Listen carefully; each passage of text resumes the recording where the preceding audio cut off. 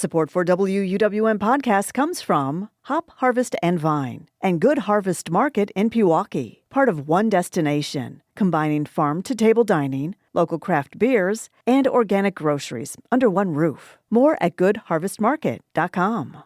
Lake Effect brings you conversations about what's happening in Milwaukee and the people, places, and organizations that shape our community. This is Lake Effect Spotlight from WUWM, Milwaukee's NPR. As the weather becomes more unpredictable in Milwaukee, the Milwaukee County Zoo is adapting. Tracey Dolphin is the zoo's director of animal management and health. She says the zoo has emergency plans they update and rehearse year-round. Dolphin speaks with Lake Effect's Xcaret Nuñez about how the Milwaukee County Zoo prepares for weather disasters and how they handled the recent historic flooding. Before we discuss how the zoo prepares for when extreme weather hits, can you give me some background on how the zoo decides which animals to bring and exhibit at the Milwaukee County Zoo? Like, what factors get considered?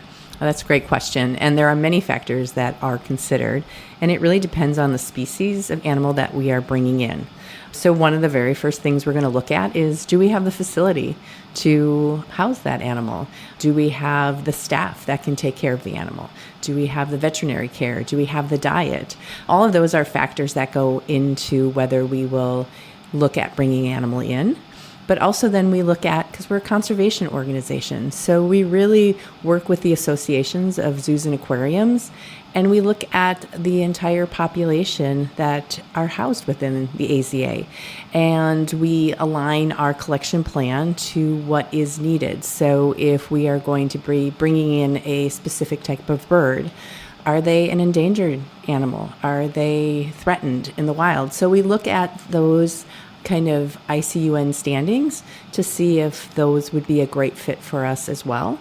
And then we build our animal collection up from there as well. Just to clarify, can you explain what the AZA stands for and what that is? Sure. It's the Association of Zoos and Aquariums. It is our accredited body. So we are accredited by AZA. If you look at, there's over about 2,500 animal facilities that hold USDA license, but only about 250 hold AZA accreditation. So it is the gold standard for animal care.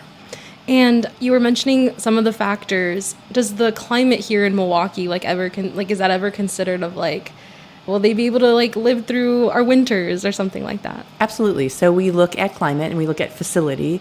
Are we able to support them? So I will just jump in and say our snow leopards and our red pandas are really adapted to cold climates. So they do really, really well in our winters, but we also provide them air conditioning indoor habitats in summer.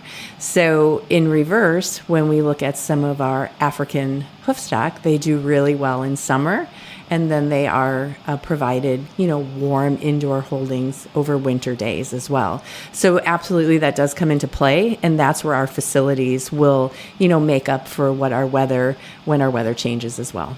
That makes a lot of sense, and I think that's really helpful background. Because I think about it a lot, moving here to Milwaukee specifically. I feel like we're kind of known for unpredictable weather. In general, how does the zoo prepare for such uncertain scenarios? So all of our animals, each individual animal and species, has their own plan of temperatures. And that varies from species to species.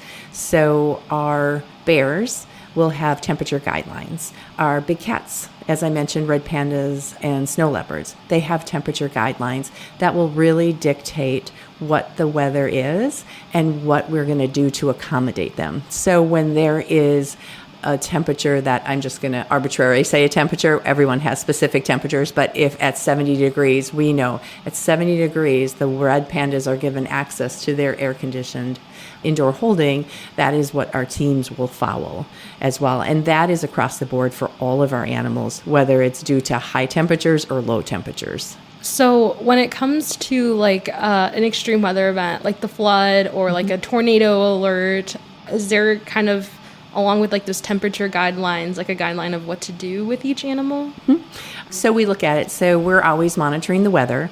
Of course, severe weather can pop up, but there are lots of times that we are aware of when severe weather is going to come. So let's say a severe thunderstorm is going to come. That may come with increase in more rain or higher winds. And so for all of our animals, we have a plan in place of if that is going to be forecasted to come through the zoo, what we're going to do for those. So if a severe thunderstorm is predicted to come overnight, we'll make sure that our big cats are secured inside overnight. One of our, greatest assets to the zoo, if you walk around, is just the trees and, all of those within the habitats. But when we're looking at high winds, we also know that limbs can come down. They can damage the outdoor habitats. We want to ensure that the animals are safe. And so following that plan, we would ensure that the animals are inside overnight. During the day, if we are knowing that severe weather's coming, our teams have time to prepare, and they'll either, depending on the level of severity, our animals will have access inside, or the teams will work before the storm is scheduled to be in our area, or forecasted, I should say, not scheduled. They will have brought animals in as well. So sometimes, beautiful sunny day, and all of a sudden, we're in severe thunderstorm maybe coming. So our teams will ensure that not only are the animals safe, but our teams are safe. So we'll bring in animals ahead of time so that then our team is also safe during that period of time. So you're definitely looking at a lot of different factors. You kind of mentioned this, but do you ever run through drills to prepare, or live action drills or something like that? So we do a multitude of live drills to plan. Those more fall into the range of if we had an animal that would, escape from their enclosure, we would do those live action drills. We do severe weather action drills as well. So on a Monday afternoon when we're planning a drill, or Monday morning, whenever that would be, we would say over the radio, there's a severe weather event coming, and then all of the zoo would go through how they would prepare for that, and that includes the animal department in what they would need to go through to prepare the animals for that event that was being forecasted during our drill. That's so cool. And in these plans, where do animals go? I'm sure it varies from situation to situation, but in any of the plans, would you ever have to relocate or evacuate animals from the zoo? It depends. It depends on what that situation would be. All of our areas have backup plans. So if something would go down if a heating would go down in our flamingo building, well, we have a backup area that we could relocate our flamingos to. And we have that all written out, and, the teams, so we're not trying to figure out in the middle of a crisis what needs to be done. Those plans are already documented. I'm Lake Effect's Xcaret Nuñez, speaking with Tracey Dolphin about how the Milwaukee County Zoo prepares for extreme weather events. So, as we've been talking about, the zoo has a variety of disaster plans or plans in place in case extreme weather hits. But what infrastructure does the zoo have in place to keep the animals safe from extreme weather? So it really goes back to what their habitats are, their outdoor habitats and also indoor habitats. So take, for example, our giraffe building. So very, guests can come in, they can actually be inside in the building with the giraffes. But you'll feel it's very cold outside, but nice and toasty warm inside. And that really supports our giraffes through the winter, but also allows them to have access when those temperatures allow them to be out. We have buildings that are actually built as tornado shelters as well, that serve for the animals as well as people. So it really is looking at that infrastructure and supporting the animals, whether it be in higher heat or in low temperatures as well.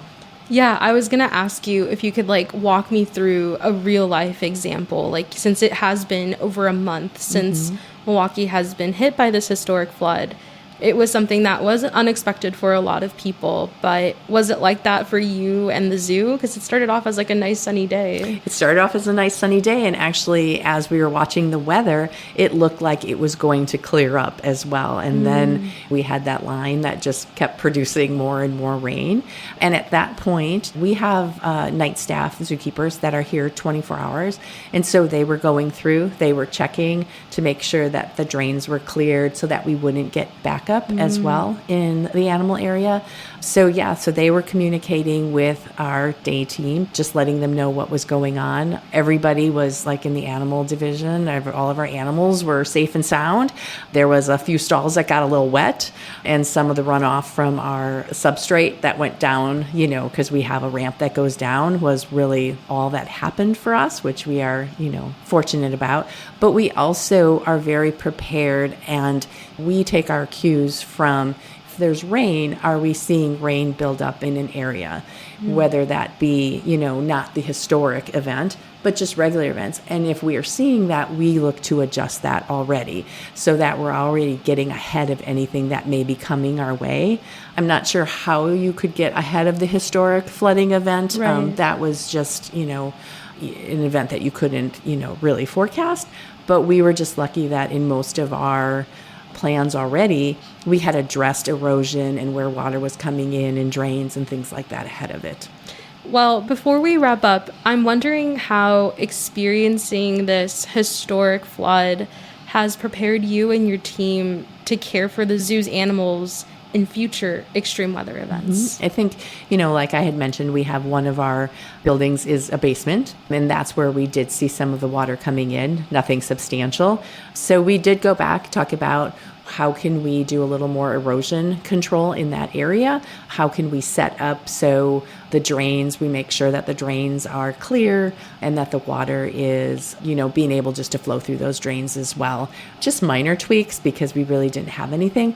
And then also within the zoo, where the water did back up a bit, erosion, we look at erosion control and what can we do to make that a little bit better next time. Well, Tracey, thank you so much for speaking with me today. I really appreciated learning more about your work. Wonderful. Thank you for having me.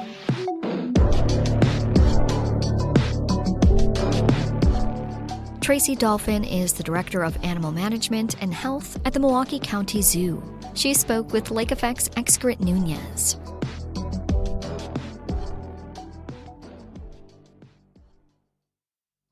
You can find more interviews like this one by visiting wuwm.com/Lake Effect. And while you're there, subscribe to the Lake Effect Spotlight podcast. It's rare to find a podcast that can actually change your life. But when the show's called Life Kit, that's kind of the whole point. I'm Mariel Segarra. 3 times a week on the Life Kit podcast, we guide you through a topic we could all use help with, from personal development to healthy living to managing your dinero, with takeaways so you can start living what you learn right away. Escucha el Life Kit podcast from NPR.